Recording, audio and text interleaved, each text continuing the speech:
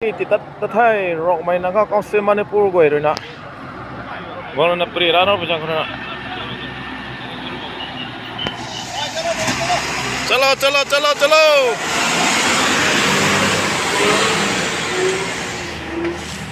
Tamilong kari patan bat ko maju.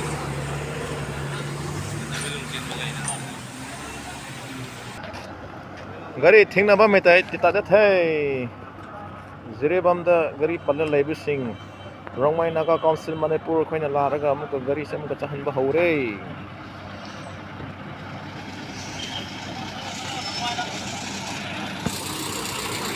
Chalo chalo chalo chalo chalo chalo chalo.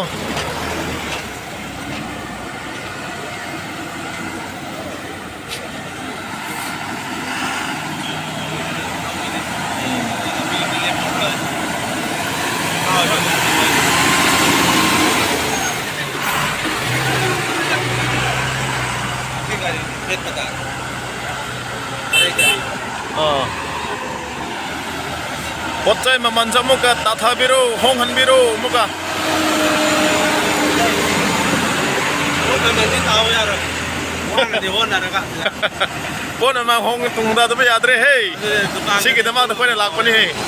Pona mang hong to ba yaroi. Mana Chalo chalo chalo. sang ro na ra ka.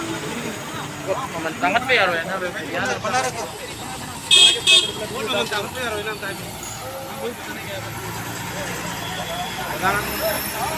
Pona man tang pa ro ya. Leibi reba wai Manipur ki chinna mayam dukandar leireba karwa mayam tawreba mayam su pochai me manse tangkhat pa yaroi adon gari thokta ba khota ba leir su khoina khoi mayam na hona gani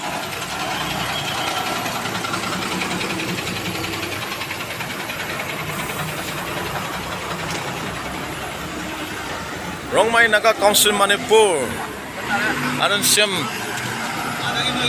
leaders mayam youth mayam na larga diregi gari palliba mayam ka chatwa Houkhrey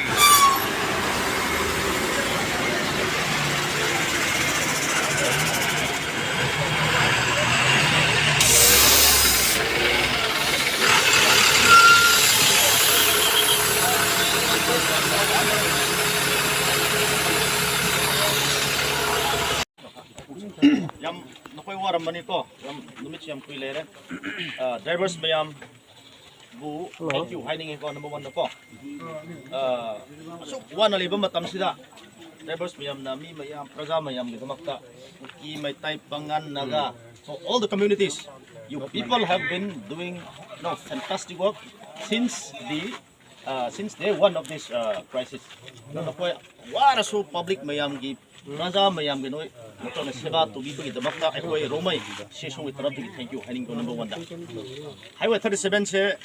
may tay gi Kuki gi Naga gi adum mangate Highway 37 se it belongs to all the communities living inside and outside the state ko adugi kana na oiro highway se disturb to bodi ay Rongmei na sumya yaroi ay basi ko adum khangbiyo hanak tawki bese ay gi intervention kara tap kre adubu na pressure Piba Yaroi kay adung pressure adung PB kre adung ngasi thank you to all the security forces Jiribam gi SP Tamilong SP aduga 39 year sio masamang yaure aduga CPF ngumumoy sio commandant masamang yaure atopa ko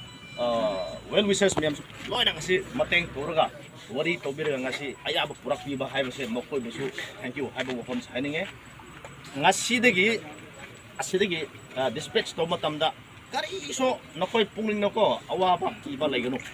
ay ko Rongmei lam khakta ni ko khang ado bose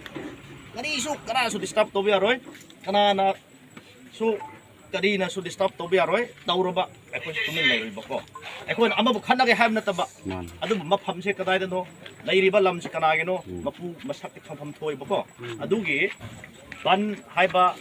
economic blockade haiba humba just because of this crisis ko Project ko Manipurda irang Leiba gi tuna maram oiraga akoi highway harassment se ban to bodi akoi Rongmei na sumya yaroi adugi nakoi su crime su wabi ganu nakoi na nakoi puning na khani do akoi lamni highway harassment se pura safe and secure ni security forces 100% lairi wani ngai laite cinta to ngai laite lai ning ning bam hamla yo ꯆꯥꯛ ꯊꯣꯡꯉꯒ ꯇꯨꯝꯅꯤꯡꯅꯤꯡꯕ ꯃꯐꯝꯗ ꯀꯝꯅꯤꯡꯅꯤꯡꯕ ꯃꯐꯝꯗ ꯅꯈꯣꯏ ꯅꯨꯡꯉꯥꯏꯅ ꯂꯩꯌꯨꯕꯀꯣ ꯌꯥꯕ꯭ꯔꯣ ꯑꯗꯣ ꯇꯧꯁꯤꯕꯀꯣ ꯁꯤ ꯃꯅꯤꯄꯨꯔꯅꯤ ꯑꯩꯈꯣꯏ ꯍꯥꯏꯋꯦ ꯊꯔꯁꯃꯦꯟꯁꯤ ꯃꯤ ꯃꯌꯥꯝꯒꯤꯅꯤ ꯑꯩꯅ ꯅꯪꯅ ꯑꯗꯨꯅ ꯍꯥꯏꯋꯦ ꯊꯔꯁꯃꯦꯟꯁꯦ ꯗꯤꯁꯇꯔꯕ ꯇꯧꯕ ꯌꯥꯔꯣꯏ ꯍꯥꯏꯕꯅꯤꯗ ꯍꯧꯖꯤꯛ ꯏꯔꯥꯡ ꯊꯣꯛꯏꯁꯦ ꯑꯩꯈꯣꯏ ꯀꯨꯀꯤꯒ ꯑꯩꯈꯣꯏ ꯃꯩꯇꯩ ꯈꯔ ꯀꯣ ꯒꯣꯔꯃꯦꯟꯒ ꯑꯩꯈꯣꯏ ꯑꯗꯨꯝꯕ ꯏꯔꯥꯡ ꯂꯩꯔꯦ ꯑꯗꯨꯕꯨ ꯌꯥꯎꯗꯕ ꯃꯌꯥꯝ ꯑꯩꯈꯣꯏꯒꯨꯝꯕꯗꯤ ꯀꯣ ꯋꯥꯍꯟꯕ ꯌꯥꯔꯣꯏꯕ but there are still many people who are not in part of this conflict madu mayambu disturb to be yaroiba adu tumina leiba mayam se ekhoi bu disturb tawre ekhoi su karino hai provoke to bu pot la kani bu ko adudi hena irang thokani ba adu highway harassment sida kana gumana aman oiro masi crisis na maram oiraga economic blockade ban thoba haiba sidi yam singbagi thabak natte ko bangba haidi mi sawne ba singbagi thabak natte adugi masinga thabak se tawroi dabane ko chumdra adugi na aikoina hiring se adugi time su kigano time su noi waganu security yaw su noi adum ek ta chalo aiko jiribam police ko mo haige mo appeal tawge ko su haige thengadi gari tha daba ko mase koi marang da tukaran tawba khara leirangoni ko adugi do helpline number so ko hana masi irang thokmo tum da helpline number ko pi bane whatsapp da share to bane ba sidigi jiribam digi hek la laga anywhere any problem akhoi rongmai CSO da haira u hana akhoi gi number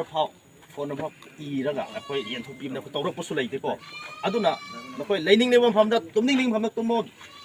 mamma su ngala su ko day and night noi chaning ning ba matam adum chatchiba adudi akhoi manipur se phajaba manipur han chai wona da timing leraga ahing chattaba day time na chatpa haiba se ahing dadi manipur se safe oidari haib utpani ba chumdro adugi manipur se safe oi ahing su ko daytime night time both masiani se koi manipur se yam nuana safe ba manipur ni haiba se mi mayam da utcheba ko adu ekoi jiribam police haige tamilong police haige none police haige freely ekoi taw se haiba wafam se ai thamninge sirigi hauraga impa yob se ekoi rongmai loina lai nakoi kari su kiguru ekoi